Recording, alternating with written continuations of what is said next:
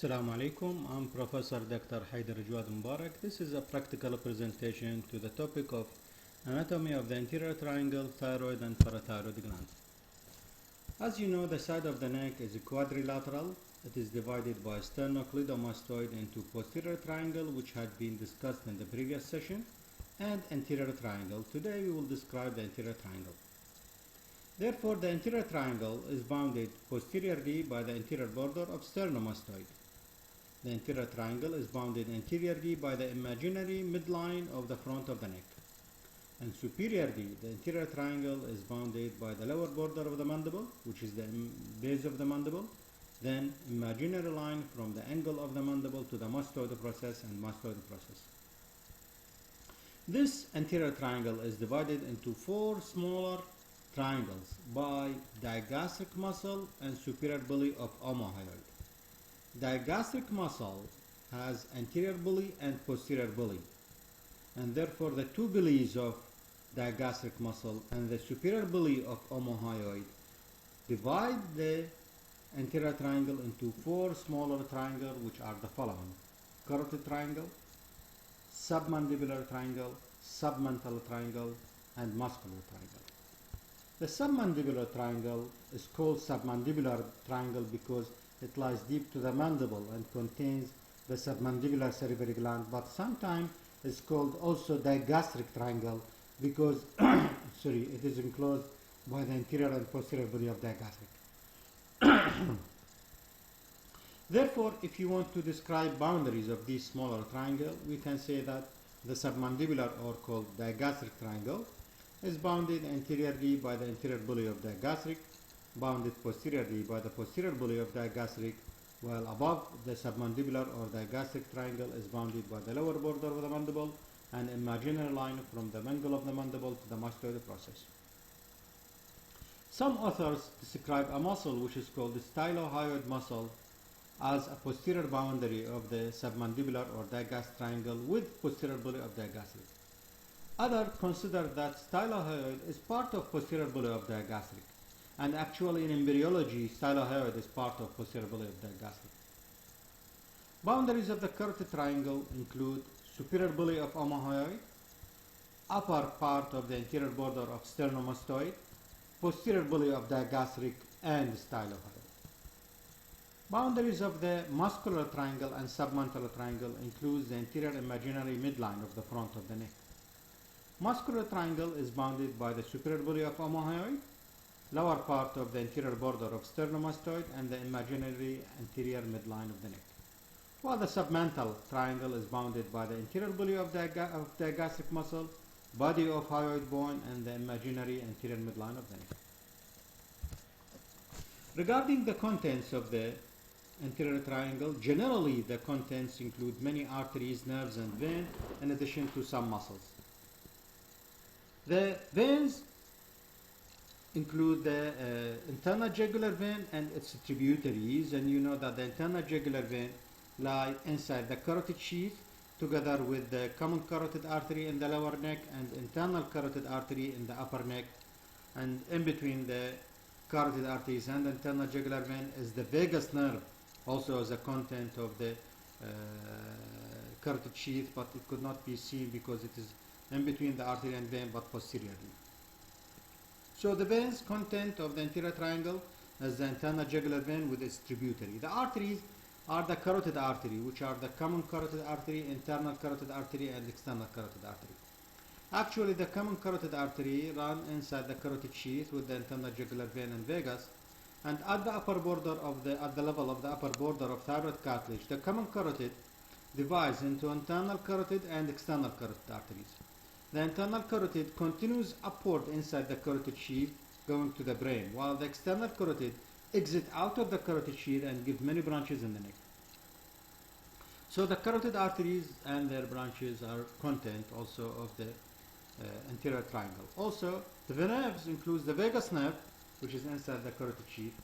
Here you can see the accessory nerve supplying the sternomastoid muscle.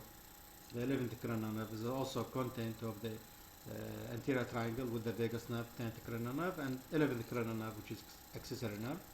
Hypoglossal nerve, which is the 12th cranial nerve, is also a content of the anterior triangle supplying the tongue and also the facial nerve. Regarding the muscles in the anterior triangle as a content, actually the muscles are in the mainly in the muscular triangle. We have a long muscle which is a sternohyoid extending from the sternum to hyoid, and deep to this sternohyoid, deep and lateral to it, are two muscles, sternothyroid from the sternum to thyroid cartilage, and thyrohyoid from thyroid cartilage to hyoid bone. Both thyrohyoid and sternothyroid are covered superficially by sternohyoid. Sternohyoid and sternothyroid cover the thyroid gland here and are content of the muscular triangle. This is all about the anterior triangle. Actually, some authors describe content of the anterior triangle individually in each of the four small triangles. For example, authors suggesting that in the submental triangle we have only submental lymph node. In the digastric or submandibular triangle we have mainly submandibular salivary gland, and part of parotid sometimes is considered also. In the carotid triangle we have the carotid arteries and carotid sheath. In the muscular triangle we have sternohyoid covering sternothyroid and thyrohyoid. But we have to follow that there are two ways, either general description of the content or individual description.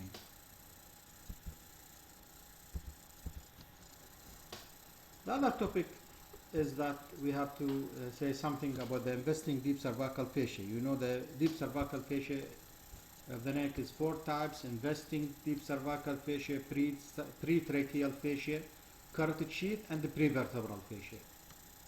The investing deep cervical fascia encloses the neck just like the medical collar shown here, and so it has attachment above and below. The attachment of investing fascia above is to the lower border of the mandible, which is the base of the mandible, and here from the angle of the mandible to the mastoid process you don't have attachment superiorly of the investing fascia, because here the investing fascia is splitted to enclose the parotid gland. Then superiorly the attachment is to the mastoid process and then superior nuchal line, while inferiorly the attachment is to the manubrium of the sternum, clavicle, acromion, and the spine of scapula. Anteriorly the investing fascia is attached to the hyoid bone, and posteriorly the investing fascia is attached to a ligament in the midline of the back of the neck, which is called ligamentum nuchae, ligamentum of the neck, ligament of the neck, that is ligament of the cervical vertebra. The note that I want to describe here is that investing deep cervical fascia follows the rule of two. It surrounds two glands, two spaces, two muscles, and it forms two pili for two muscles. Starting with the rule of that investing fascia surrounding two glands. We said here that between the angle of the mandible and mastoid process, the investing fascia has no attachment because it surrounds the parotid gland here. And this figure shows you this configuration. The investing fascia split to enclose the parotid gland between the angle of the mandible and the mastoid process by a superficial lamina and deep lamina. The superficial lamina extends up to attach to the zygomatic arch, while the deep lamina form a ligament which is called the stylomandibular ligament. Also, we said that the submandibular salivary gland lie here in the submandibular triangle, which is called also the gastric triangle. And here, the submandibular salivary gland also is enclosed by the investing deep cervical fascia, as is shown in this figure. The investing fascia surround the submandibular salivary gland that lie deep to the mandible by a superficial lamina and deep lamina. The superficial lamina attached to the lower border of the mandible, while the deep lamina attached to the mylohyoid line. So the investing fascia surrounds two glands, parotid gland and submandibular salivary gland. Two spaces. Above the manubrium of the sternum, the investing fascia forms two layers enclosing a space above the manubrium of the sternum, which is called suprasternal or jugular space. And also above the clavicle, the investing fascia is splitted to enclose a supraclavicular space. What about the two pulleys for two muscles? I have to go to the previous figure. You can see that the anterior pili of digastric and posterior pili of digastric are lying with an angle in between them. This angle is produced by the pull of this pulley connecting the intermediate tendon of digastric to the hyoid bone. This pulley of digastric muscle is part of investing deep cervical fascia. And also, superior pulley of omohyoid here is seen in the anterior triangle, and this is inferior pulley of omohyoid had been discussed in the posterior triangle.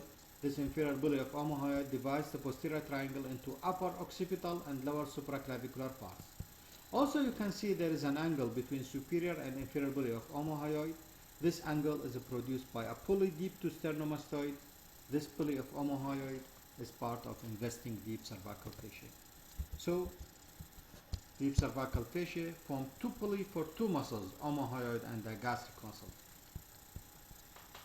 Investing fascia surrounds two muscles, and I think everybody is familiar with this figure. We said that around the neck is the skin, then superficial fascia. Deep to superficial fascia is investing fascia which surround the neck. This investing fascia encloses two muscles, anteriorly sternomastoid and posteriorly trapezius. This is a figure showing you the ligament in the back of the neck, which is ligamentum nuchae, attached to the spine of cervical vertebrae. Investing fascia posteriorly is attached to the ligamentum nuchae of the spine of the vertebrae. This is all about the investing fascia. Now we will have to describe thyroid gland. The thyroid gland is a very vascular gland, very vascular tissue, and therefore in operation there is much, when the thyroid gland is enlarged, producing the so-called goiter. If you have to cut the thyroid gland, there are much blood will come out from this vascular organ, vascular gland. And in pathological condition, if the thyroid glands have hyperactivity, which is called thyrotoxicosis, increasing the hormones producing from this gland, vascular supply will be very rapid here, and we have hypercirculation in the vascular thyroid tissue. This hypercirculation could be heard by the stethoscope. If you put the stethoscope on the neck in cases of hyperactivity of thyroid gland, which is thyrotoxicosis, you may hear by the stethoscope the sounds of hypercirculation, which is called the bruit of hypercirculation, a sound of hypercirculation.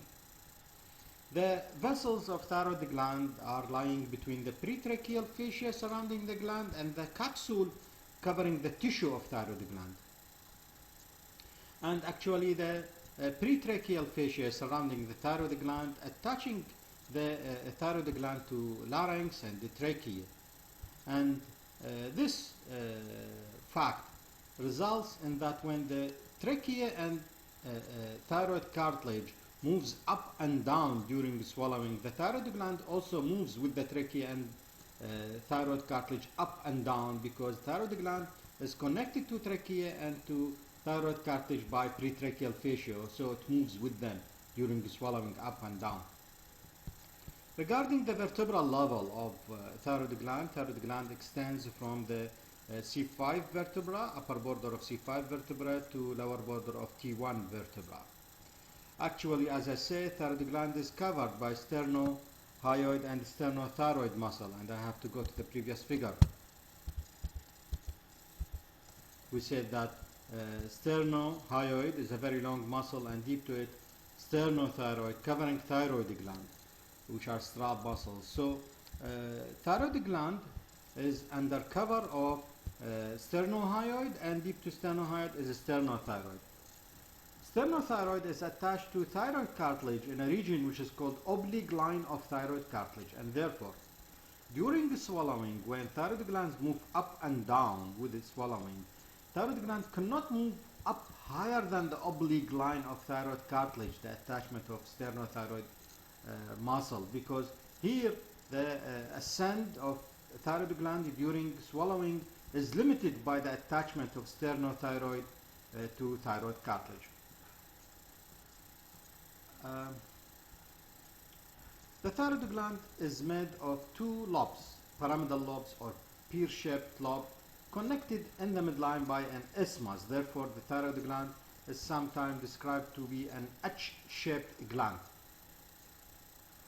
The isthmus lie on the tracheal rings, which are 4 to second to 4 rings. The isthmus lie on the second, third, and fourth tracheal rings. Therefore, in this figure, you can see that you can see only the first tracheal ring and the fifth tracheal ring, because second, third, and fourth tracheal ring is covered by the isthmus of thyroid gland connecting the two lobes of thyroid gland.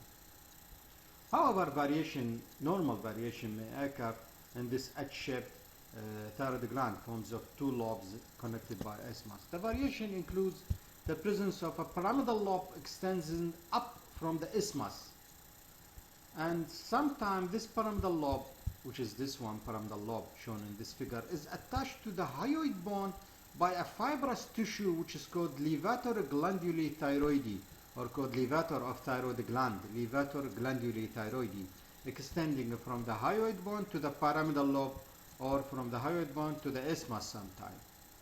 Why we have this variation, the pyramidal lobe and the levator glandulae tissue, fibrous tissue? The fact behind this variation of the pyramidal lobe and the tissue, fibrous tissue of levator glandulae thyroidi is the following. Thyroid gland originates from the mucosa of the, or epithelia of the tongue.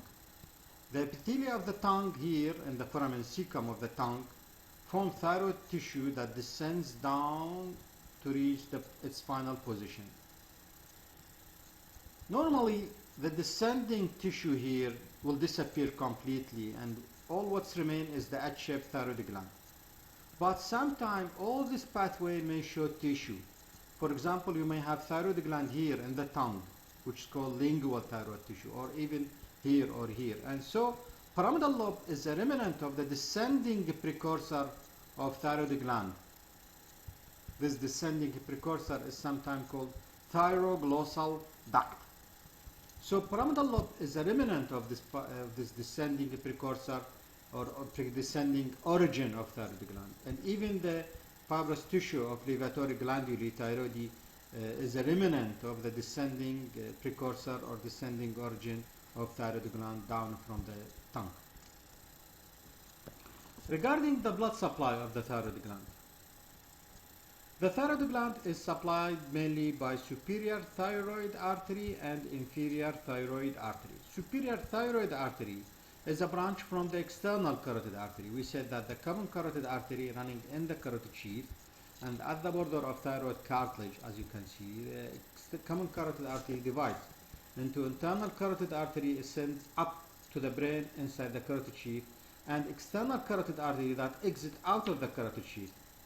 Just outside the carotid sheath, the external carotid artery gives the superior thyroid branch supplying the upper part of thyroid gland, while the inferior thyroid artery is a branch from thyrocervical trunk from the first part of subclavian artery.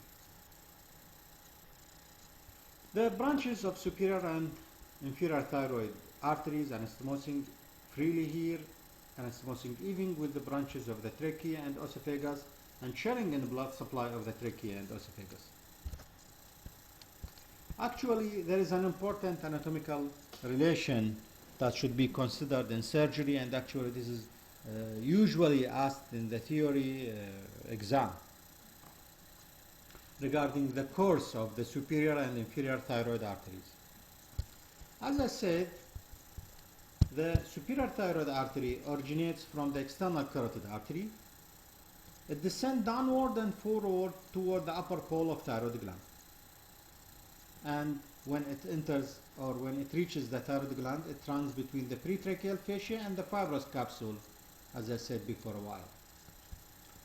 At the beginning of the superior thyroid artery, the superior thyroid artery is related to a nerve which is called superior laryngeal nerve, that is a branch from the vagus nerve. And in surgery, because the thyroid gland is very vascular, you have to ligate the superior thyroid artery in order to minimize the bleeding when you are cutting the enlarged goiter of thyroid gland. So if you ligate the superior thyroid artery near its origin, you may ligate the superior laryngeal nerve with the superior thyroid artery, resulting in injury to the superior laryngeal nerve. And of course, from its nerve, this superior laryngeal nerve supply the larynx. Actually, this results in a damage to a larynx that change the voice. You know that larynx is a organ of voice, and so damaging the superior laryngeal nerve when you are ligating the superior thyroid artery near its origin will result in a change of voice, which is called hoarse of voice. Actually, the superior laryngeal nerve, which is a branch from vagus, divides into two branches. External laryngeal nerve supply a muscle called cricothyroid that moves the larynx, and the other branch of the superior laryngeal is internal laryngeal. The internal laryngeal perforates the thyroid membrane. This is a membrane which is called thyroid membrane between hyoid bone and thyroid cartilage, and you can see that a branch from the superior laryngeal nerve perforates the thyroid membrane to be sensory to the mucosa of the larynx. So damaging the superior laryngeal nerve when ligating superior thyroid artery near its origin will result in damage to the internal laryngeal branch that supply the mucosa of the larynx, and external laryngeal branch that supply cricothyroid muscle of the larynx, and so changing the voice of larynx. You can see that the superior thyroid artery, as it descends downward and forward to reach the upper pole of thyroid gland, also gives a branch that perforates the thyroid membrane with internal laryngeal branch of superior laryngeal nerve. This branch is called superior laryngeal artery, perforating thyroid membrane with internal laryngeal nerve, a branch of superior laryngeal nerve. Also, the superior thyroid artery supply the sternocleidomastoid muscle and give branches to the larynx, and then reaching the upper pole of thyroid gland, dividing into anterior and posterior branch. Similarly, in operation, you have to ligate the inferior thyroid artery to minimize bleeding when you are cutting tissues of the enlarged goiter of thyroid gland. And therefore, you can see that the course of the inferior thyroid artery, as it originated from the costocervical trunk of subclavian artery, is upward and then medially to reach the back of thyroid gland. And near the thyroid gland, the inferior thyroid artery is in relation with the recurrent laryngeal nerve that runs in a groove between the trachea and esophagus. Therefore, if you cut the inferior thyroid artery, or if you ligate the inferior thyroid artery near the thyroid gland, you may injure the recurrent laryngeal nerve. And thus, this recurrent laryngeal nerve also supply the larynx, and so the voice of the person also will be changed, resulting in hoarseness of voice. Actually, hoarseness of voice in cases of damage to the superior laryngeal nerve or recurrent laryngeal nerve due to changes in position of the vocal cords that produce the sound, and so the sound will be hoarse, resulting in hoarseness of voice. So always remember, when you ligate the superior thyroid artery, go to ligate it near the upper pole of thyroid gland, because if you ligate it the superior thyroid artery near its origin, you may injure the superior laryngeal nerve. And vice versa, if you want to ligate the inferior thyroid artery, go to the beginning of inferior thyroid artery. Do not ligate the inferior thyroid artery near the thyroid gland, because here the inferior thyroid artery is related to the recurrent laryngeal nerve near the thyroid gland, and if you ligate the inferior thyroid near the gland, you may injure the recurrent laryngeal nerve. Actually, the inferior thyroid artery have a tortuous course here, because when the thyroid glands move up and down during swallowing, this tortuosity of the inferior thyroid artery will allow movement without disturbing the blood supply. Inferior thyroid also supply the trachea, inferior thyroid artery, and also gives blood supply to the lower part of the larynx. In 10%, we have another artery anteriorly in the midline, which is called thyroid artery. Therefore, in surgery, if you were about to ligate the inferior thyroid artery near the thyroid gland, and ligate the superior thyroid artery near the thyroid gland, and the inferior thyroid artery ligated away from the gland, do not forget to look about the thyroid artery. If you have a thyroid artery, also you will have massive bleeding when you cut thyroid tissue in when you cut the large thyroid tissue in goiter. Thyroid artery is branched either from the brachiocephalic trunk or from the left common carotid artery, and sometimes from the arch of the artery, from the arch of aorta. Thyroid runs in the midline in front of the trachea, reaching the isthmus of thyroid gland.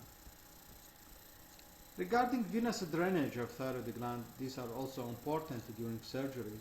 Thyroid gland is supplied by is drained by three veins, drained by superior, middle, and inferior thyroid vein.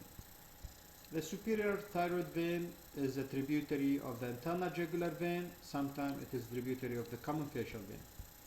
The middle thyroid vein is always a tributary of the internal jugular vein. The inferior thyroid vein is a tributary of the left brachiocephalic vein, sometimes from the right and left brachiocephalic veins. This is all about the thyroid gland. During surgery, if you have a goiter, enlargement of the thyroid gland, the surgeon usually removes all the thyroid gland except 80 grams posteriorly from the posterior parts of the lobe. The surgeon will not remove 80 grams from the posterior parts of each lobe, of the right and left lobe.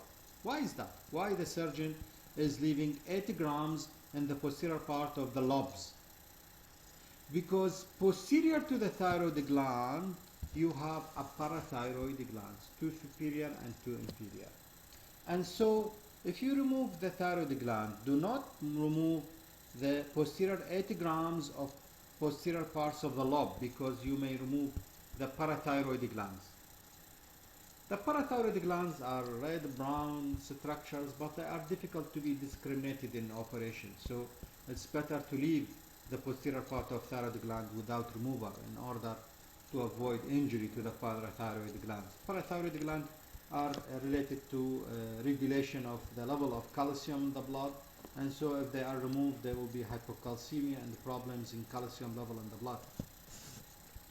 And we have no fixed position of this parathyroid gland that may allow us to avoid them during surgery. They are variable in position, and they are related only to the posterior border of the lobes and better to be avoided during surgery. That's all about the subject of the anterior triangle and thyroid parathyroid gland. Thank you very much.